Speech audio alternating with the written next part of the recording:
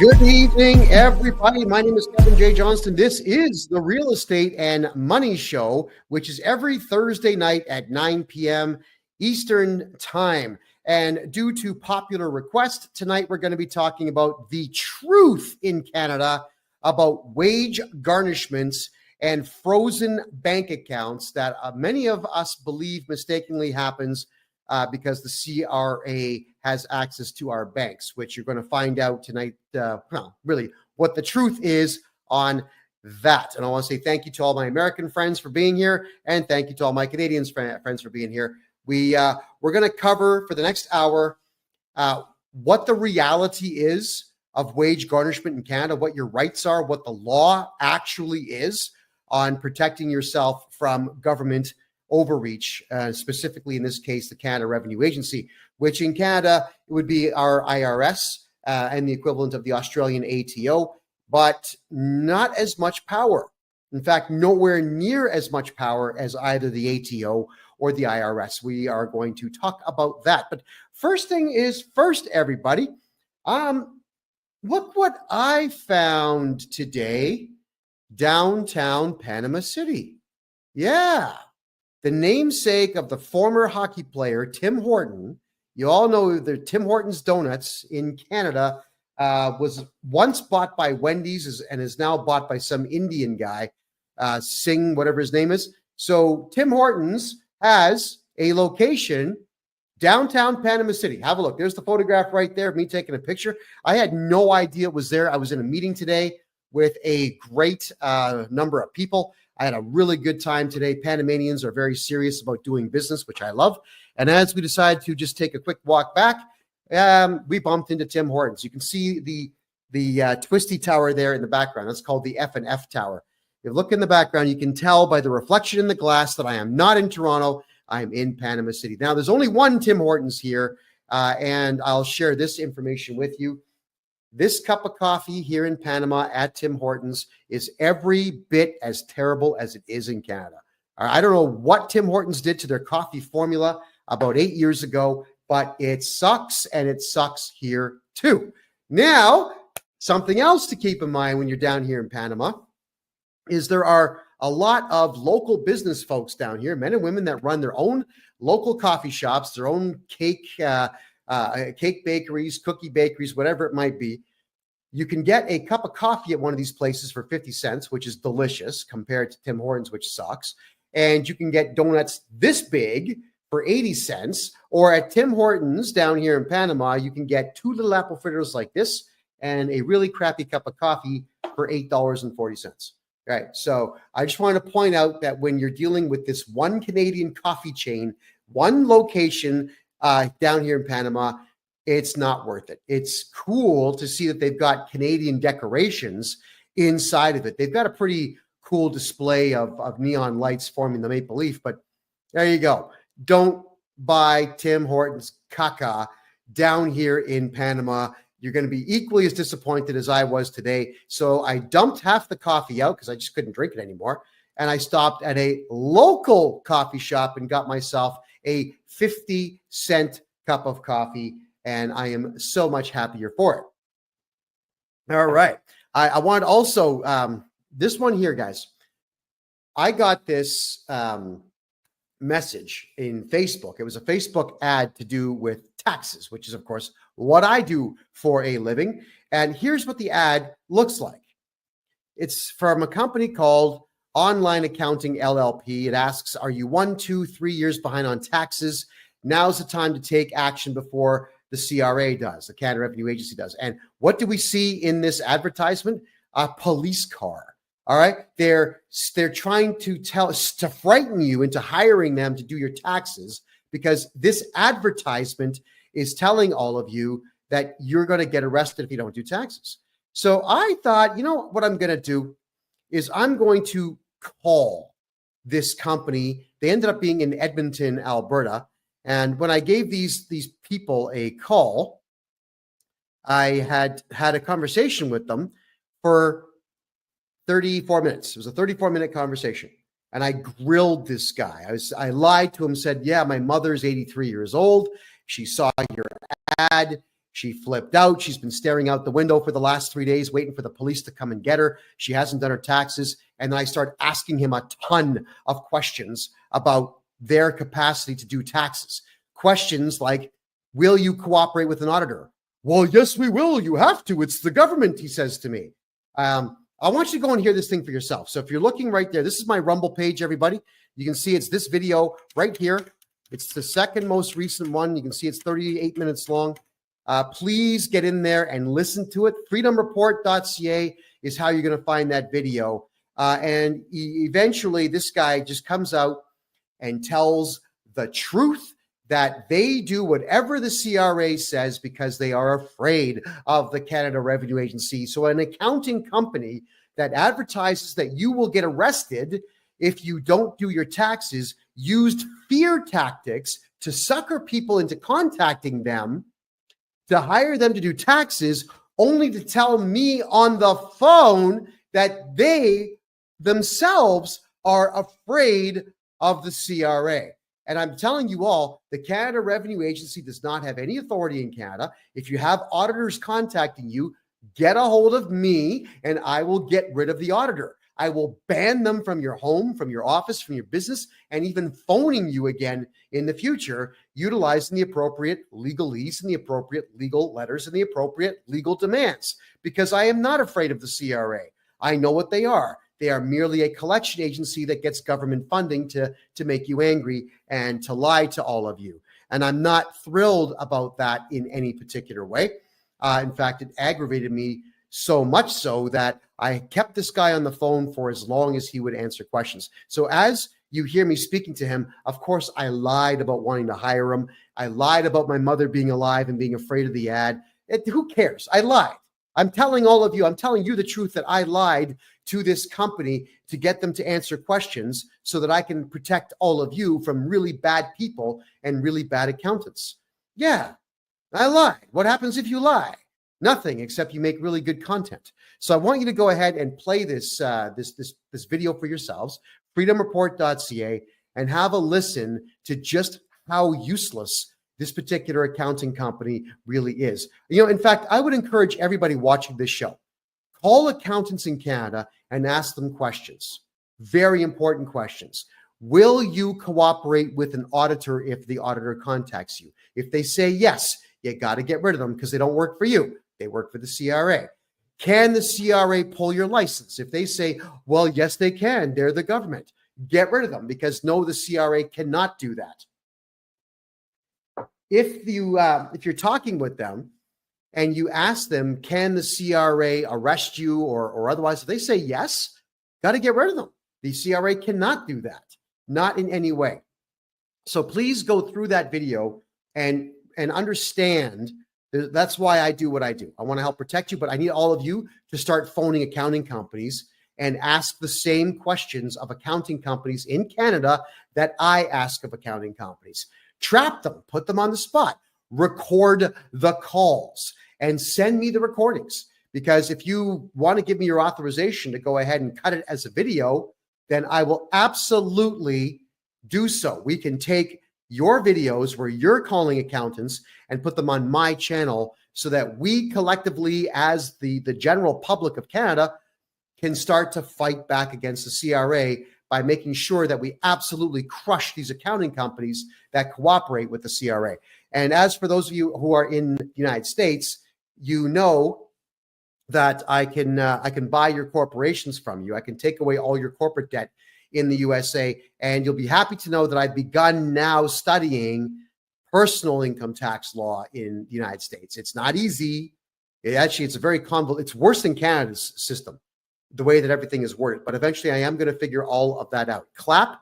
If the CRA seized your bank account and took your money, you got to get a hold of me. I'm going to repair your taxes for the last 10 years and get that bank account unlocked and get your money back for you. That is exactly what I do. I will go back 10 years and I'll find every single mistake that previous accountants have made, get you back your money. Now, tonight's show, we've got 45 minutes to review what is really going on when banks seize your money. In Canada, we have laws, and laws pertain to all of us combined. It's the rule for all of society.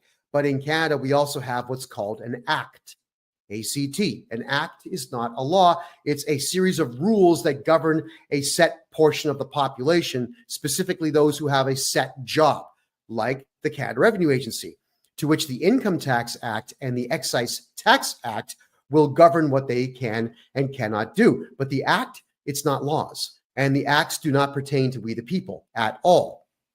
So what will happen here with the Canada Revenue Agency, and this is for all of you to understand how to navigate them and protect them. When I tell you that you don't have to talk to the CRA, I mean it. Don't talk to them on the phone, but you should absolutely reply to all of their letters, because in Canada, they will send you a letter saying, we want you to redo your taxes or whatever, and you only have 30 days to do it. Don't ignore the letter. Hire me. I'll send off the letter saying, thank you very much for your letter, and we need 120 days to get these taxes done for you. And there's nothing that they can do at that particular time because it's a legal command. Then what will happen here, let's say you don't hire me. What will happen after the first letter? If you ignore it, they'll make 3 phone calls to you. And if they don't get through to you, or you hang up, or you scream at them, or whatever it might be, then they're just going to say, we made 3 attempts, we couldn't get through. And then they send you one last letter. And if they can't get you to do your taxes or speak to them, not pay them money, but just do your taxes. There's a difference. If they can't get you to do that in Canada, then what they do is they send out a requirement to pay letter to your bank. Now, they know about your bank only if your social insurance number, the 9-digit code you get when you're born, or when your parents get you one, that is attached to your bank account. The way you protect yourself is have a corporate account where you are not the director. I'll explain that one in a future show. But they will then send out the requirement to pay letter to your bank. Now, it does not mean that they know what's in there. The bank is actually not allowed to tell them what your balances are. But when this requirement to pay letter gets sent out by the Canada Revenue Agency, the banks automatically just pay them, right? The banks are not in any way, shape, or form obligated by law to give them any money. In fact, the bank could just make a phone call saying, listen, you're suggesting that I steal somebody's money and give it to you. And you're suggesting that I do this without a court order. The banks could say, who do you think you are? The answer is no, we're not going to do that. But the banks don't do that. Do you know why? Because Canadians don't turn around and file criminal charges against bank managers, which you have the right to do. It's your money. It's been stolen from you. Canadians don't sue the banks, which you should. I've sued almost every federal bank in Canada, usually for selling my information to third-party individuals that phone me up trying to sell me stocks and bonds. I always sue the banks for about $5,000, typically between 5 and 10, and they usually will settle out of court for about $3,000. It's a free $3,000. I take it and I just sign off. Okay, no, case closed. Thank you. But you've got the right to do this, and Canadians don't do it. That's why these requirement to pay letters go out to banks, and the banks just fold up and say, okay, here's the money, because they know you're not going to do anything about it. You can, and you should, but they know that you won't. And that is why when a lot of you get onto my videos and you tell me, hey, Kevin, you don't know what you're talking about. The CRA has authority. They stole my money. They took my money out of the bank. No, they did not. They sent a letter to the bank that was not a court order, and the bank chose to give your money to them. There is a very big distinction that must be made when you are considering the banks cooperating with the Canada Revenue Agency. It is the banks that are completely and totally liable for your money being handed over to the CRA when that is exactly what happens to you. All right, Clap is saying, specifically told my bank not to take my money out of my account to give it to the CRA. Again, Clap, you got to get a court order, a real simple one. It's called a motion in the courts. You file a motion in the court, you subpoena the CRA, they're not going to show up. You tell the judge that they took it out without a court order and you want an order to put it back, and the judge will give it to you. That's all that it takes. It's just a request from the judge, because for the CRA to issue that letter, it's not a lawful command. It's just something that the Excise Tax Act says the CRA is allowed to do. But we're going to read this to you so that you understand it. In fact, I had a really good conversation with a private bank owner. I'm not going to tell you who, but I am going to say that I'm very, very grateful for the time he spent speaking to me. And he sent me off a letter stating that even private banks are subject to this. And his lawyer sent me over two things to consider about why the banks would hand your money over to the CRA. And I'm going to cover them right now. The first one is the Excise Tax Act. That is section number 317. I'm going to share that on my screen right now with you. All right, let's get this rocking here. Excise Tax Act. And okay, here we go, everybody. This is section 317 of the Excise Tax Act. And I'm just going to read it verbatim and explain it to you. Garnishment.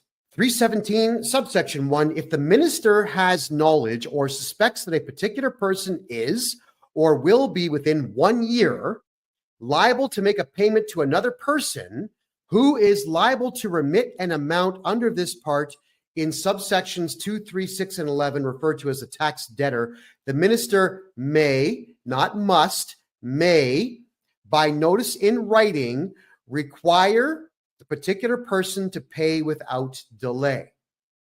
All right, so let's cover this first paragraph here. The minister, which is just some jerk. It's not the minister. It's not the Minister of Finance in Canada. It is just some jerk who works for the Canada Revenue Agency that writes a letter and sends it off to the bank. So if you hear what it says, the minister, or in this case, the CRA loser, may, in writing, require, which is to request, not you must do, it's just a request, require the bank to pay without delay. Or anyone for that matter. It doesn't have to be a bank. It could be your bookie. It could be your job. It could be your life insurance policy. So when the CRA sends these letters out, it's the bank who receives it, and it's the bank who says, yeah, okay, I'm going to do what we're told. Let me finish here. If the monies are payable immediately, and in any other case, and when the monies become payable, the monies otherwise payable to the taxed debtor in whole or in part to the receiver general on account of the tax debtor's liability under this part. So, translation. If the CRA says you owe money, you never owe the CRA money. They say you do, and there is a difference. If the CRA says to your bank, Kevin here owes money, and if you have money in your account that you would normally let him have, give it to us because we want it and we sent you a letter. Not a court order, just a letter. But it gets more serious here. But it's not more serious for us, more serious against the banks. Let's read further on this. Idem, subsection 2. Without limiting the generalities of subsection 1, where the minister or CRA has knowledge or suspects that within 90 days, a bank, credit union, trust company, or other similar person in this section referred to as the institution will loan or advance monies to or make a payment on behalf of or make a payment in respect of a negotiable instrument issued by a tax debtor who is indebted to the institution and who has granted security in respect of the indebtedness, or a person other than the institution will loan or advance monies to or make a payment on behalf of a tax debtor who the minister knows or suspects, subsection 1, is employed by or is engaged in providing services or property to that person, or was or will be within 90 days so employed or engaged, or 2, where that person is a corporation not dealing at arm's length with that person. Here's where it gets dumb. The minister may, not must, by notice in writing, require the institution or person, as the case may be, to pay in whole or in part to the receiver general, which is the CRA, on account of the tax debtor's liability under this part, the monies that would otherwise be so loaned, advanced, or paid, and any monies so paid to the Receiver General are deemed to have been loaned, advanced, or paid, as the case may be, to the tax debtor. So it's really terrible language designed to say, hey,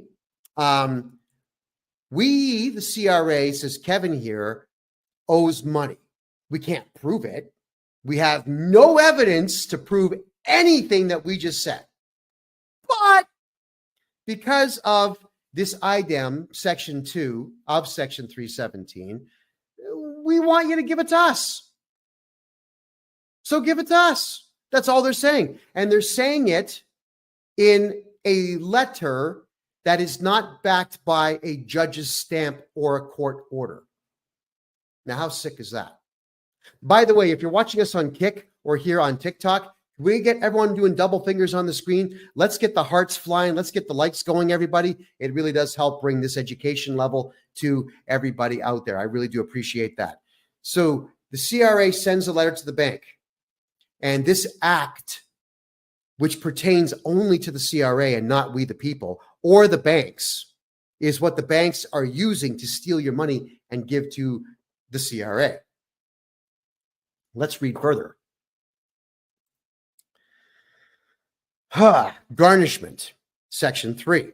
Despite any provision of this part, other than any enactment of Canada, other than the Bankruptcy and Insolvency Act, any enactment of a province or any law, if the minister has knowledge or suspects that a particular person is or will become within 1 year liable to make a payment, A, to a tax debtor, or B, a secured creditor who has the right to receive the payment that, but for a security interest in favor of the secured creditor, would be payable to the tax debtor.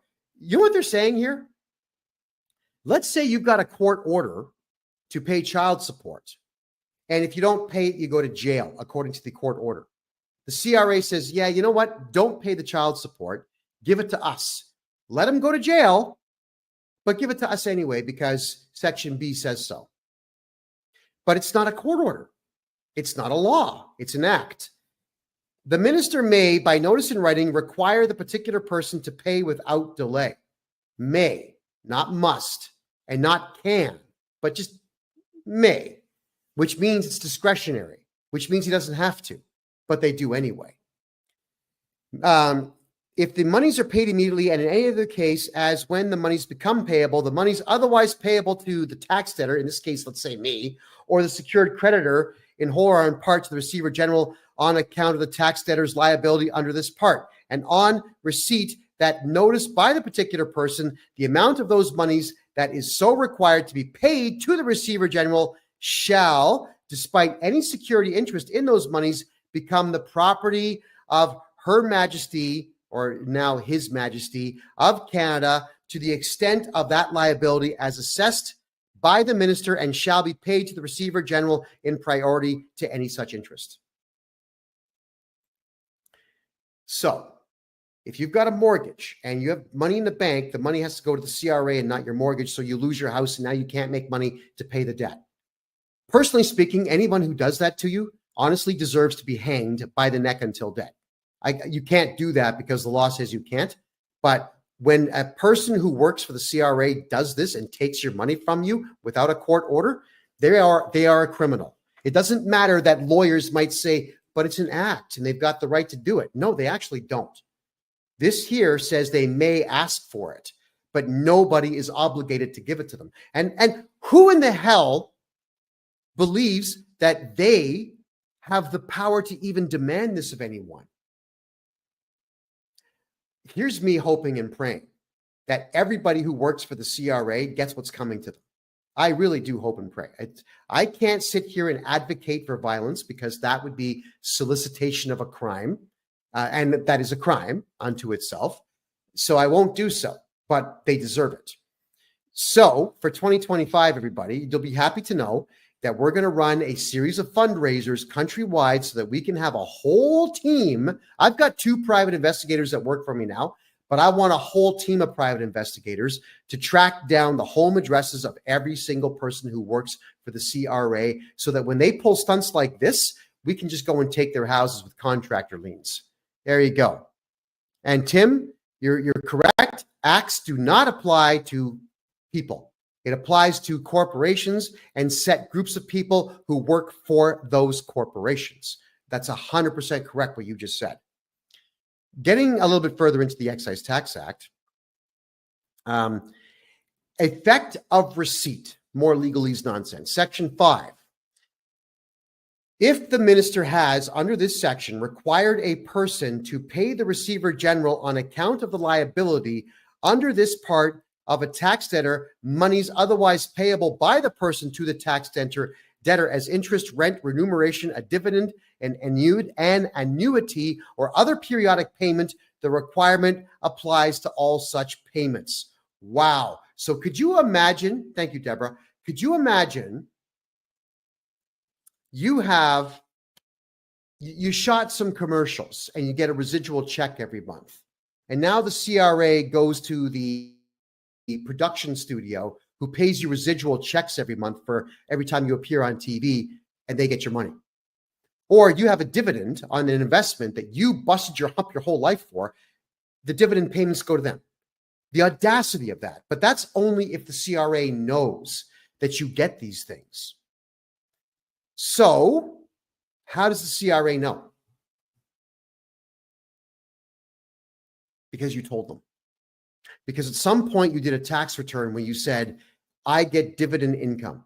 I own a house and I have rental income. I was in a TV show years ago, or I did some radio work and I get residuals. You told them that. The CRA has absolutely no way to know any of these things at all. Even if the CRA gets a T4 from your employer, we can write a legal letter to the CRA. We can swear it in like this with a notary public, and we can state that the T4 was submitted in error and all the tax information on it we vehemently deny. Why don't we do this? Well, I do this for my clients all the time. If I look at a T4 and I think there's one mistake on it, then I'm going to go ahead and attack the CRA saying, you cannot use this T4. It's an error. Then we go and attack your employer and we get them to fix it. And that's another long story unto itself, but I do this for clients all the time. So what I'm getting at here, everybody, is that the CRA is making a boatload of demands. Hold on, I'm just going to get rid of a troll here. Someone's calling themselves David White. They're trying to get my attention. They're not going to get it, and they are officially blocked. Confirm. Bye-bye. We don't tolerate trolls here, everybody. Sorry. This is about finance and commerce, not about personal vendettas you might have. All right.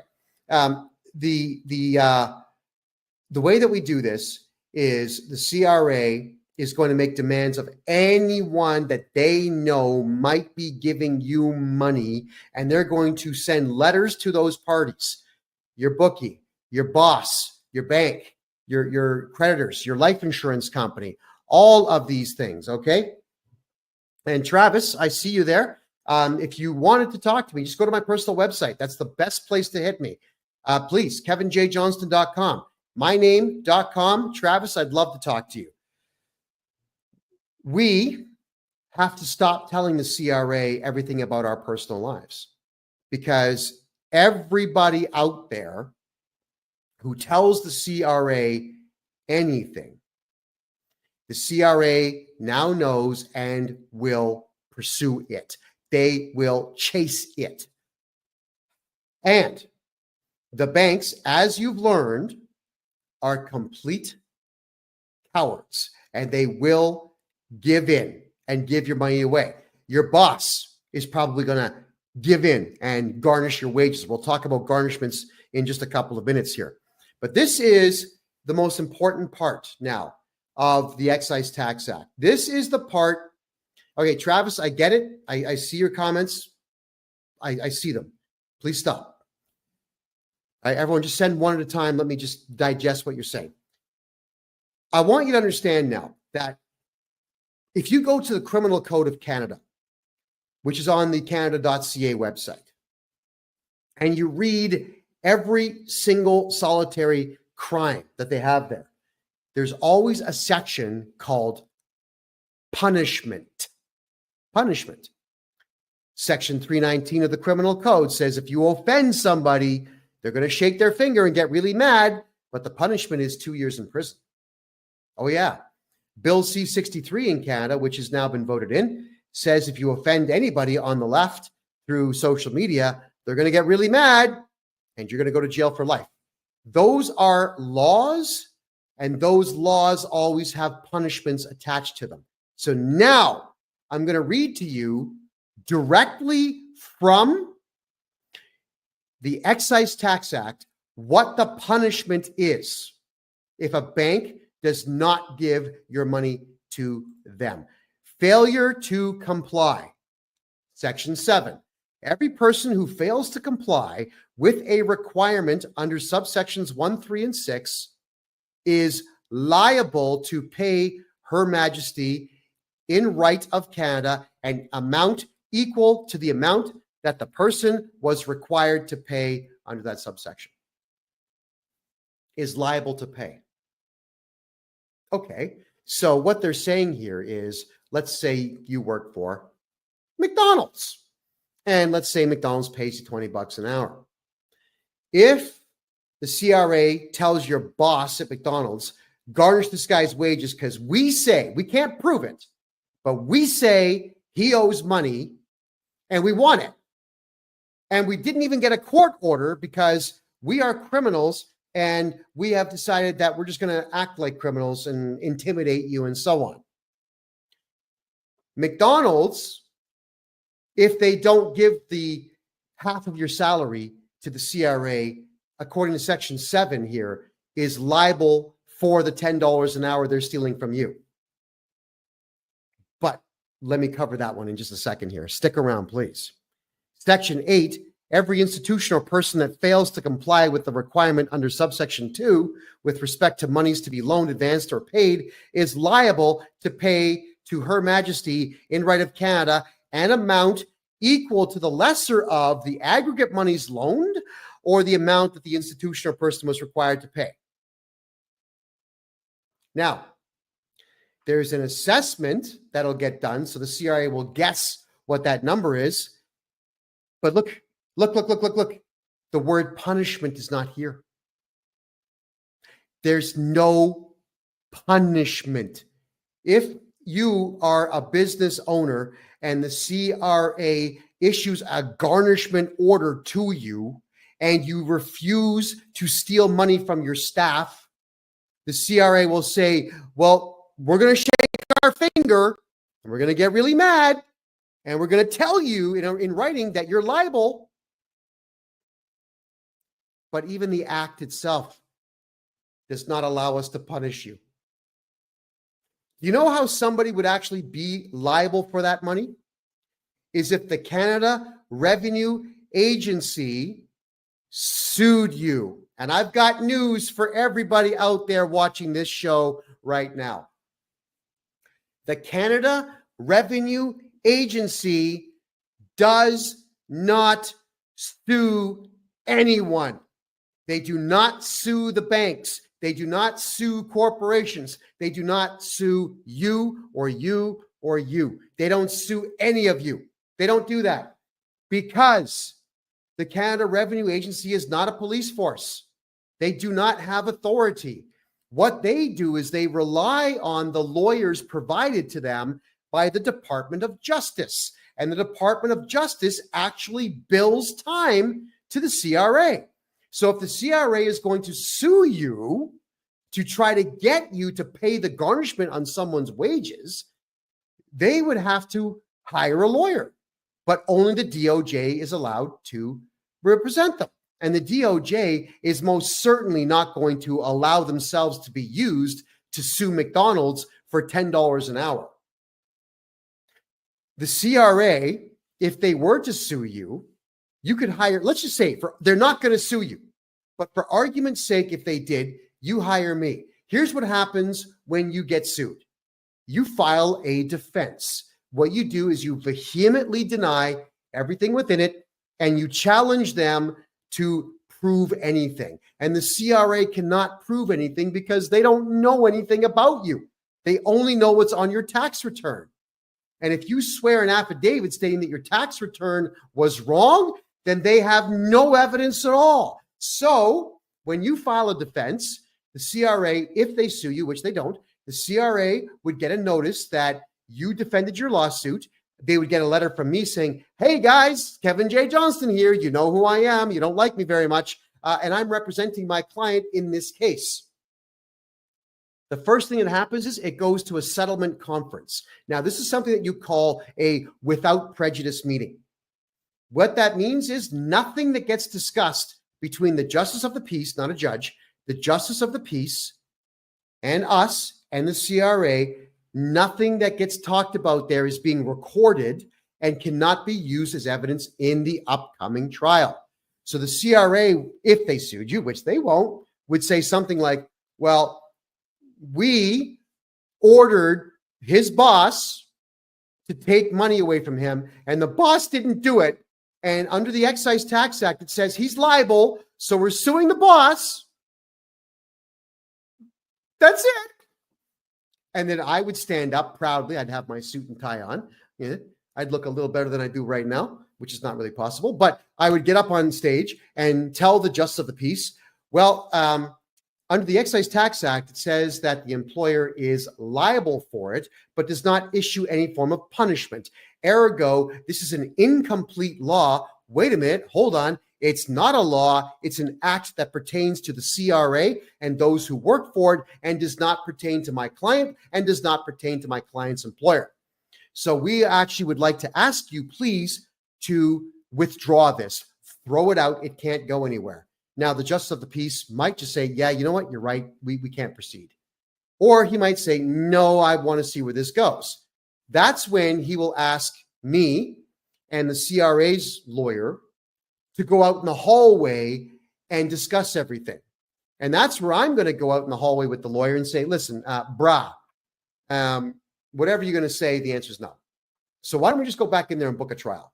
Because I want to set a precedent by beating you in court.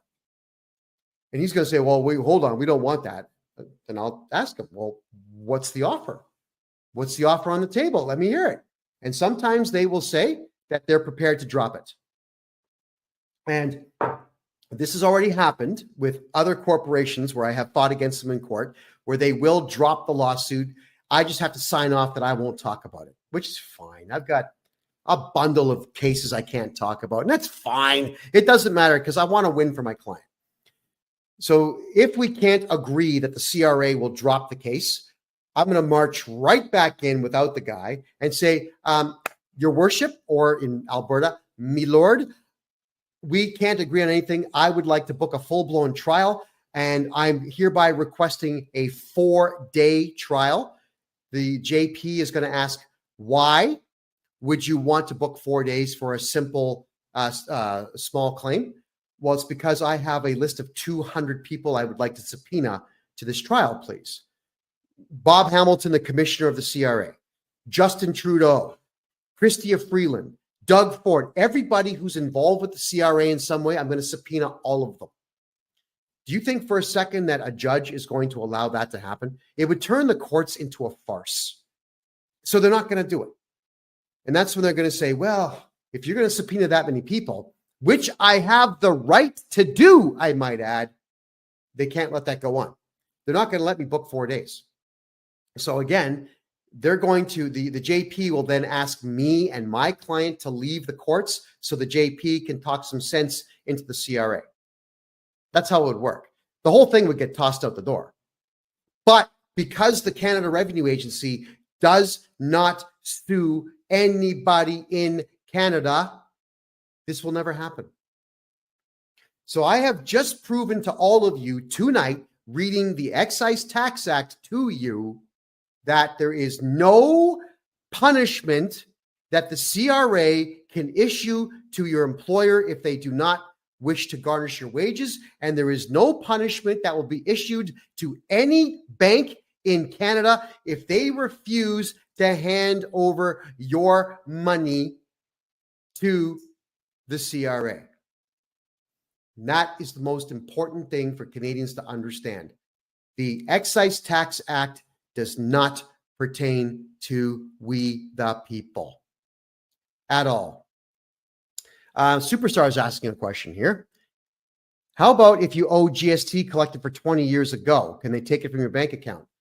If you reported that you have GST that you collected, they will certainly try. Yes. But what you got to do there, superstar, is get a hold of me and I will fix the GST or the HST or the PST reporting that you've done. The odds are good if you're not an accountant, you got the numbers wrong. I will get the numbers right and make sure that those 20 years worth of debts are history. I'm just going to show you now the Income Tax Act. Let me change screens here. Hold on. I'm just going to switch. StreamYard's not the easiest one in the world to switch on. And the Income Tax Act. Here we go. So this is the other section or the other act that the banks will rely on. When the banks when you're yelling at your bank saying, you took all my money, you gave it to the CRA, I want my money back. The banks will say, we can't. Our hands are tied. The CRA said we had to do it, so we have to do it. It's the same thing. Look at the wording of this. Whereas the minister with knowledge and suspects that you owe money, they'll attack. Garnishment, you see, it's the same thing. All right. Definitions, secured creditor, it's all the same thing. Garnishment, here we go. This is the Income Tax Act. Provisions of this act that provide a person who has been required to do so by the minister must pay to the receiver general an amount that would otherwise be lent, advanced, or paid to the taxpayer who is liable to make a payment under this act, or to that taxpayer's secured creditor apply to Her Majesty and Right of Canada. Blah, blah, blah. Same wording.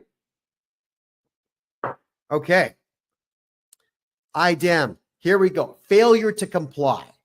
This is now the Income Tax Act, Section 224, subsection 4. What happens if you choose not to comply? Every person who fails to comply with a requirement under subsection 2241, 2241.2, or 224 section 3 is liable to pay Her Majesty an amount equal to the amount that that person was required under the same subsections as the case may be to pay the Receiver General. All right, hold on. Failure to comply with S1.1. Every institution or person that fails to comply with a requirement under subsection 2241.1 with respect to monies to be lent, advanced, or paid is liable to pay Her Majesty an amount equal to the lesser of A, the total amount of monies lent, advanced, or paid, and B, the amount that the institution or person was required under that subsection to pay the Receiver General. And look at this. Once again, the word punishment is not there, which means it is not a law that pertains to we the people. It doesn't pertain to the bank. It doesn't pertain to your employer. It doesn't pertain to anyone. So, when I tell all of you the CRA does not have authority, you understand now what I'm talking about. The Excise Tax Act and the Income Tax Act are not laws that the banks and employers have to follow, but the banks do follow anyway because Canadians do not file criminal charges against bank managers, and we all have to start doing this. Otherwise, this practice of the CRA sending out threats to the bank and the bank capitulating is going to continue. And it's we, the little guy, who loses every single time. Now, what is the solution if the bank shuts down your account? Charge them criminally, sue the bank, sue the CRA, hire me to do your taxes. I'll get them all done for you. I'll correct every mistake that's in there. And once your taxes go in and I have put forward all the write-offs that you're legally allowed to have, and remove all the income that was improperly reported and get your taxes down to zero, then the garnishment has to go away and the money goes back into your bank account. So the fastest way is to stop going to H&R Block, stop going to Sidler & Co., stop going to these stupid accountants out there and these idiots on TikTok who tell you, well, I'm a tax expert. I can help you pay less. So tell you what, I can help you pay zero. And I'm the guy who the CRA is actually afraid of. And I know this because the CRA sent me a threatening letter saying, you know too much. You know too many laws. And we don't like that. So you're not allowed to represent people anymore, which of course my lawyer fired right back and shot them down in flames. Now, can you think of any accounting company in Canada that would actually read the Excise Tax Act for you and interpret it for you and explain it to you? No, of course you're not. You're going to get accountants and managers and employers out there that just do what they're told. That's the Canadian way, by the way, is to be a completely spineless, gutless coward and do everything that you're told. Barbara, thanks for being here. Appreciate that. So, Canada, I would now like to talk about wage garnishing. Everything, yes, Travis, that letter is on my, it's on TikTok, it's on Instagram, KevinJJohnston X, it's on Twitter, KevinJJohnston X, it's on my website, KevinJJohnston.com. It's absolutely everywhere. So when your wages get garnished, here's how it happens. It's exactly the same thing. It's almost exhausting to have to explain this, but I'm going to do it because this is what I do for a living, everyone. If the CRA says you owe money, it is only because you told them that you owe money on your tax return. That's okay, I fix. But if the CRA says you owe money and they want it and you're not cooperating with them, they will send the requirement to pay letter out to your boss. Now, this is where I lose my mind with employers. And I have given a lot of employers a very difficult time this year. The number one commodity, the number one asset that every business has is a highly skilled employee who's dedicated to the company. If you've got an employee who does their job, doesn't complain, doesn't take extra long lunches, doesn't sell your secrets to other companies, shows up even when they're sick, obeys the rules, treats people with respect, your customers love them. You're going to repay them by stealing money from their paycheck and giving it to a collection agency because you got a letter. What a scumbag you are if that's what you're going to do. You are a coward and a scumbag, but here's the worst part for employers out there. If you are an employer out there and you garnish someone's wages and give that money to the CRA without a court order, you know what else you are? You're a criminal. And I mean literally, you are stealing money. You have committed fraud and you've committed theft. And because you conspired with the CRA to steal that money without a court order, the court order would protect you. But because you've conspired, it's also conspiracy. These are very serious criminal charges. Why would you do that? Why would you become a criminal because you got a letter in the mail? And the odds are pretty good you got a letter in the mail from somebody who's not a Canadian citizen, someone who doesn't deserve to even be in the country or be around decent human beings. Yeah. So what I want to tell you is that you shameful, gutless individuals, I'm going to be, in 2025, I'm going to be helping my clients sue your company, sue you personally, put liens on your properties, and charge you criminally. It's time to take what I do to the next level. Employers should be terrified to cooperate with the CRA. I know what the CRA says. Now, the CRA, the employer who gets these letters could actually charge the CRA with this, but they don't. The CRA always says, if you don't give us your staff's money, we may, not will, we may audit you. That's the threat they use. And employers are losers. Oh my God, I don't want to get audited. That's what they sound like. If they audit you, you call me and I get rid of the auditor. I'm the one that tells the auditor, hey, You can't talk to my client. You got to talk to me. You're banned from the property. You're banned from their church. You're banned from their home. You can't even phone them. If you talk to any of the staff, guess what happens? We're going to find you. We're going to take your house. That's my job. So employers out there, watch out. I'm going to make an example of you. The CRA, they've got the right to send a letter, but so do I. And you do not have the right to steal someone's money because the CRA sends a letter. The only right the CRA has is to send the request for money. You've got the right to say no. And if they send an auditor after you, that's a crime. It's malicious prosecution. That is a crime. It's what the Americans call a felony. It's what the Canadians call an indictable offense. It's a crime. You do jail time for these things. So we, the people, need to go on the attack. If any of you out there have had your wages garnished and they're still being garnished now, get a hold of me. We're going to get your money back because I'm going to go to war with your employer over that. Think about all the crimes that the CRA has committed. I don't care that they have an act that says they could do these things. They are still breaking the law. Acts mean nothing. And remember, everybody, at Nuremberg, when Nazis said, I shot children in the head because I was just following orders, it didn't work for them. They all got hanged. It's not going to work for your employers, and it's not going to work for the CRA. As long as we, the people, gang up on them and become an army and fight back. It takes nothing. We don't even have to use violence. We just have to sue your boss and go to the courthouse. If the cops will not file charges, then you go to the courthouse. You grab the forms that they have.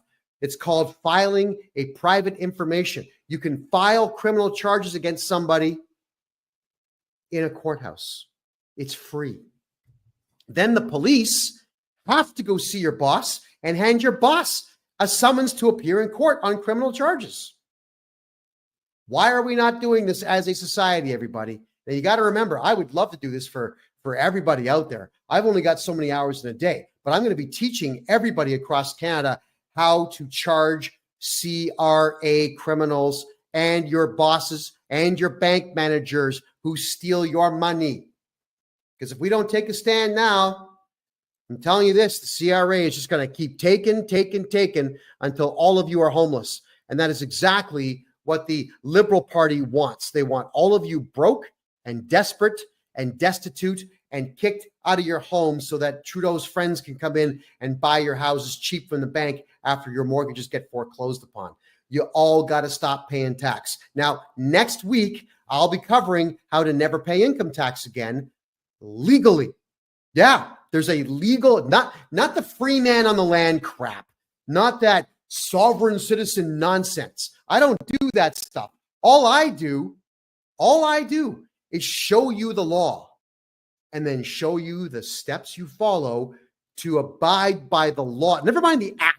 Who cares? The law. If you're doing things legally, everybody, you'll never pay tax in Canada again.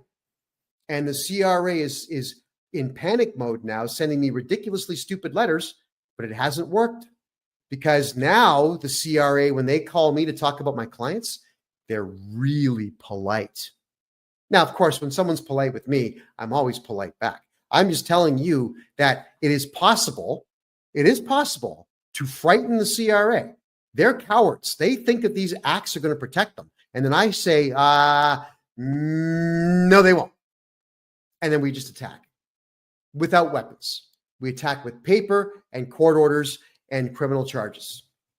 Let's do it, everyone. If you want your taxes done properly, everybody, get a hold of me at my website. It's KevinJJohnston.com. Book yourself a 1-hour consultation. I can't wait to help you get all your tax problems fixed. I'm going to go back 10 years in your taxes and get you back at least 50% of what you've paid, and it's all going to be done legally within the bounds of the law because the CRA has no laws to back it up, just acts, and those don't mean a thing, especially even in a court of law. My name is Kevin J. Johnston. This is the Income Tax Show. Well, we're going to call it pretty much everything. It's the Real Estate and Money Show. We cover income tax a lot. It's every Thursday for the rest of this year at 9 p.m. Eastern Time, right here on freedomreport.ca. Have a great night, everyone. Thank you.